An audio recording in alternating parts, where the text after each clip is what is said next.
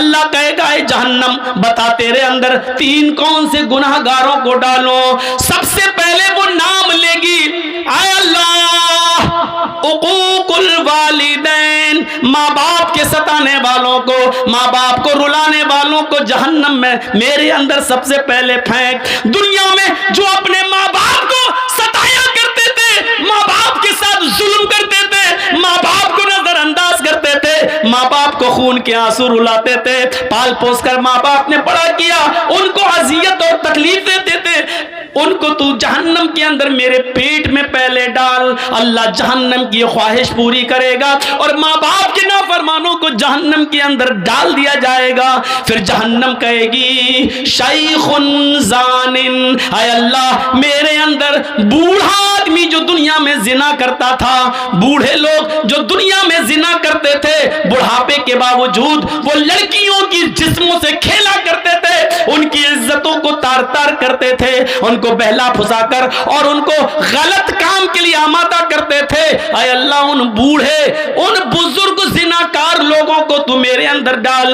नौजवान से तो एक बार गलती होती है, वो जवानी का नशा है, हालांकि वो भी जहन्नम में सजा भुगतेंगे, वो अपने हिसाब किताब के बाद जहन्नम में जाएंगे, लेकिन जहन्नम जिनको मांग रही है वो कह रही है कि मेरे अंदर बूढ़े जिनाकारों को, बूढ़े जानियों को तू मेरे अंदर डाल, जिन्होंने बुढ़ापे के बाद भी, जबकि उस उम्र में शहावत कम हो जाती है, इस उम्र में शहावत की कमी हो जाती है, इसके बावजूद उन्होंने लड़कियों की इज्जत से खिलवाड़ किया। आय अल्लाह इस बूढ़े जानी को तू जहन्नम के अंदर डाल। अल्लाह बूढ़ा जना करने वाले बूढ़ों को भी जहन्नम के अंदर डाल देगा।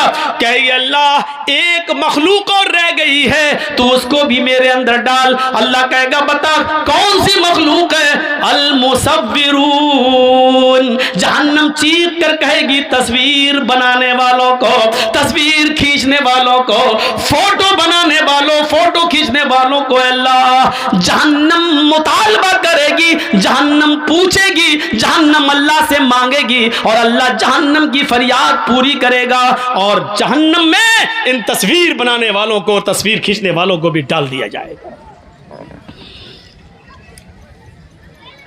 एक चीज होती है मजबूरी में किसी चीज की इजाजत देना। पासपोर्ट बनवाना है, जरूरत है। आधार कार्ड में आपका फोटो लगना है, जरूरत है, खींच सकते हो। बैंक में पासबुक के अंदर और बैंक में आपका फोटो लगना है, आप दे सकते हैं। ड्राइविंग लाइसेंस में आपका फोटो लगेगा, आप दे सकते हैं। ये चीज जायज है, जरूरत है, आप दीजिए। बिना जरूरत क्यों?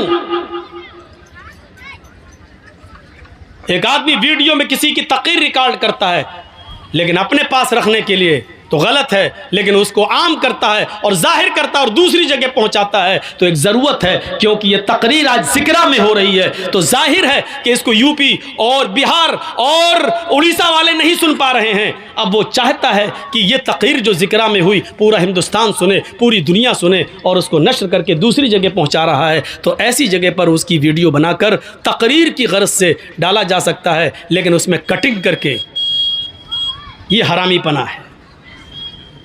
मौलाना जर्जीस ने मोदी को ललकारा, ये हेडिंग बना के मौलाना जर्जीस ने वसीम, देखा मना करने के बावजूद भी वही चीज़ डाली गई है। मौलाना जर्जीस, वही चीज़ मैंने कहा कि वो सब कुछ बदल गया, लेकिन वो बीच वाला हिस्सा कैसे बदलेगा? अपनी मशीन कैसे? उसी को काट छांट कर इन यूट्यूबर वालों ने उसी चीज़ को दिखाया है। अब बताइए कि ये लोग रात में पैदा हुए थे अपनी अम्मा के पेट से कि दिन में? इनकी खोपड़ी देखिए। इनको इस बात का एहसास नहीं कि इस बात को अगर हिंदू लोग सुनेंगे तो मौलाना जर्जीस के ऊपर क्या कितने केस बनाएंगे। लेकिन इनके अकाउंट में पैसा आना चाहिए, इसीलिए मैं कह रहा हूं इनका हरामीपना देखिए। इसीलिए मैंने अब कह दिया है, जो भी जलसे का डेट दे रहा हूं, मैं परेशान हो चुका हूं। ये लोग नहीं चाहते कि मेरा चैनल चले, इसलिए मैं अपनी तकरीर की अब इजाज़त नहीं दूंगा, क्योंकि हमें अपने आप को बचाना है। लग गया मेरे ऊपर बैंड। 6 महीने तक जब तक इलेक्शन नहीं हो जाता यूपी में मैं कोई तकरीर नहीं कर सकता। किसकी वजह से? आज सम्मन आ गया मेरे पास, नोटिस घर पहुंच गया मेरे। खुश है ना आप? बांटिए मिठाई और लड्डू, हमने मौलाना जर्जीस के ऊपर बैंड लगवा दिया, मुबारक हो तुम्हें। यूट्यूबर वालों मुबारक हो तुम्हें, कमाली तुमने दुनिया, बहुत बड़ा किला हासिल कर लिया है, बहुत बड़ा किला हासिल कर लिया है। अल्लाह ताला तुम्हें इस दुनिया में नवाज देगा, लेकिन आखिरत में तुम अपना बहुत बड़ा नुकसान कर रहे हो ऐसा करके। मैंने भीख भी मांग ली थी, दामन भी फैला दिया था, रो कर गिड़गिड़ा कर तुम्हारे सामने हमने हाथ भी जोड़ लिए थे, लेकिन इसके बावजूद तुम अपने हरामी पने से बाज नहीं आए हो। इसलिए मैं अपनी औकात पर आ गया हूँ। जितने जलसे होंगे एक भी जलसे में एंट्री नहीं, या तो मैं रहूँगा या जलसा। जलसे में अगर तुम रहोगे तो मैं नहीं बोलूँगा। अब इस शर्त के साथ मैं जलसा देने लगा हूँ। आज मैंने 2 प्रोग्राम इसी शर्त के साथ दिए हैं। अब जो दे चुके हैं, जिनमें इश्तिहार छप गए हैं, उनमें तो जाना पड़ेगा, लेकिन आज से जो दे रहा हूँ लंबे प्रोग्राम जो 2-3 महीने के बाद के, उनमें हम एक भी यूट्यूबर को बर्दाश्त नहीं करेंगे।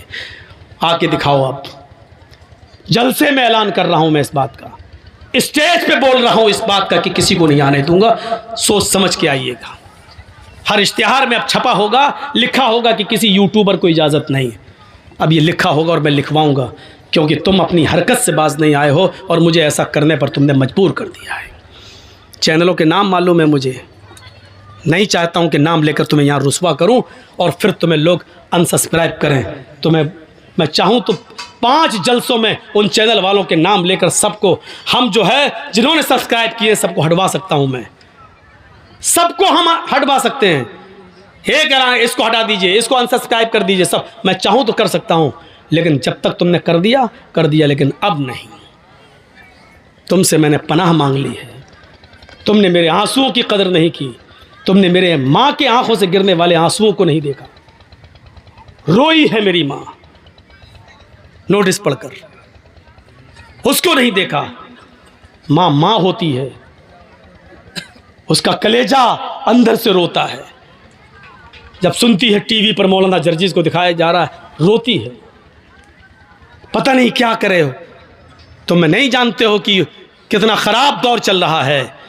लोग बहाने ढूंढ रहे हैं, बेकसूर सही, लेकिन बेकसूर साबित करने के लिए 10 साल लग जाएंगे कि हम बेकसूर हैं।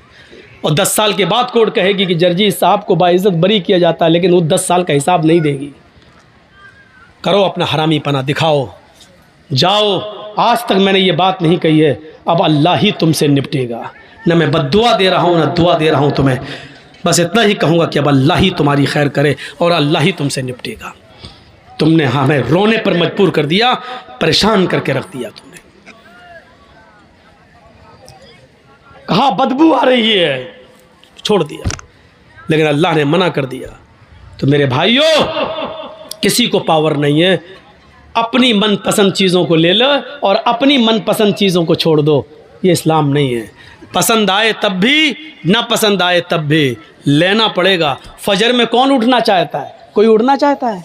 सर्दी के दिनों में होंठ से होंठ टकरा, सर्दी लग रही है, ठंडे पानी से वुजू बना रहा। कौन चाहता है कि अपने नरम गरम बिस्तर से उठे, कंबल हटाए, लिहाफ हटाए, रजाई को दूर करे, ठंडे पानी से वुजू बनाए और मस्जिद में जाए? कौन चाहता है? कोई नहीं चाहता।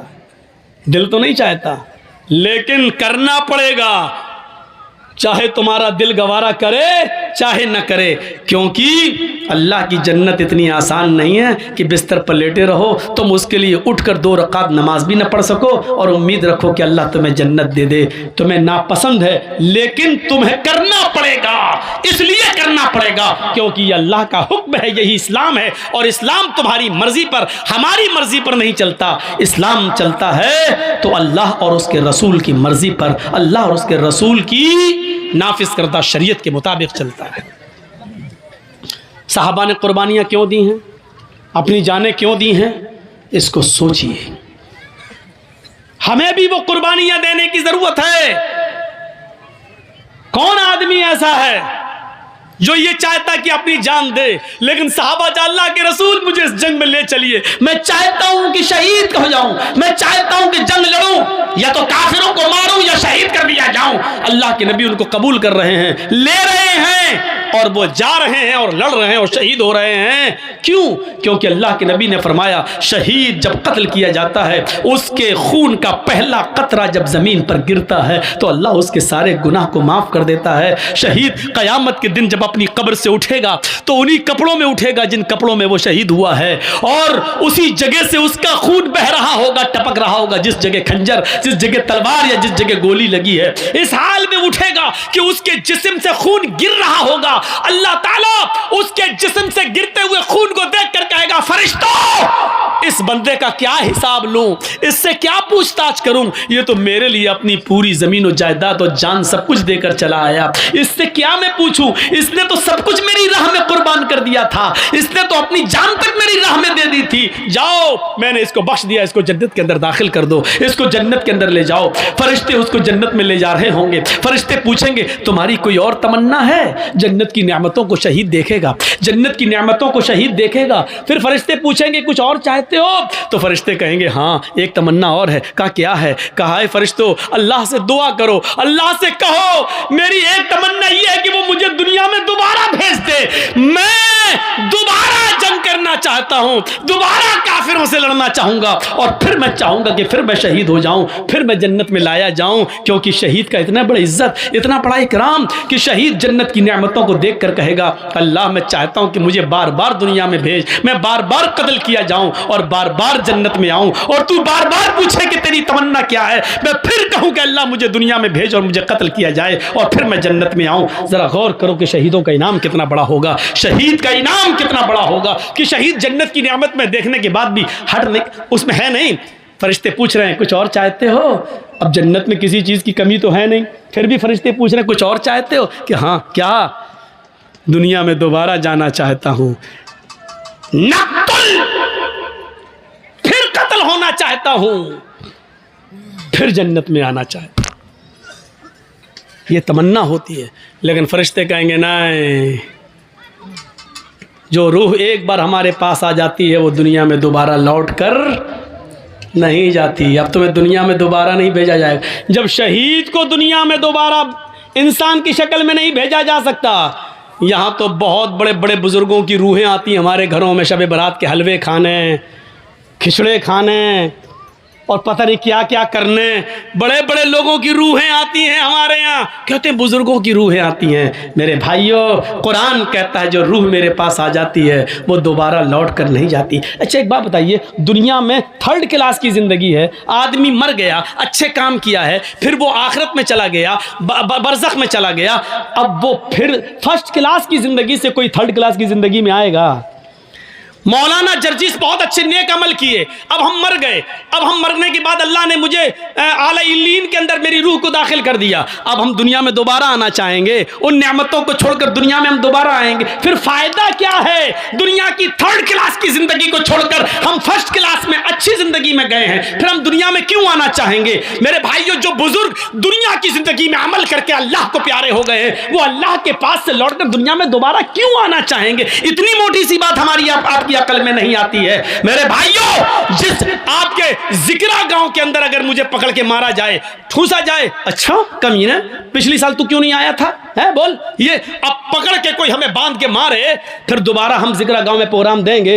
कभी नहीं देंगे। एक बार जो आदमी यहां मार खा चुका हो, दोबारा क्यों वो उस गांव में प्रोग्राम देगा? मेरे भाइयों, जो आदमी दुनिया में मुसीबतें बर्दाश्त करके, नेक अमल करके, फजर की नमाजों में सर्दियों में उठकर तकलीफें बर्दाश्त करके उसने अच्छी जिंदगी पाई हो, इल्लीन के अंदर मकाम पाया हो, जन्नत की खिड़की उसके लिए खोल दी गई हो, फिर वो दुनिया में दोबारा उससे कहा जाए चले तो दोबारा क्यों आएगा? फिर हम क्यों जाएं और अमल करें? फिर क्यों हम नमाजें पढ़ने के लिए जाएं? हमें अल्लाह ने जब ये इनाम दे दिया तो हम दुनिया में क्यों जाएं? मेरे भाइयों, फिर वो दुनिया में दोबारा तकलीफ उठाने के लिए क्यों आएगा? इतनी मोटी सी बात हमें और आपको समझना चाहिए। और यही बात हम बड़े प्यार से कहते हैं तो हमारे भाई कहते हैं ओह ये आ गया मौलवी, जिसने इसकी तकरीर सुनी काफिर। इन दौर से निकलो।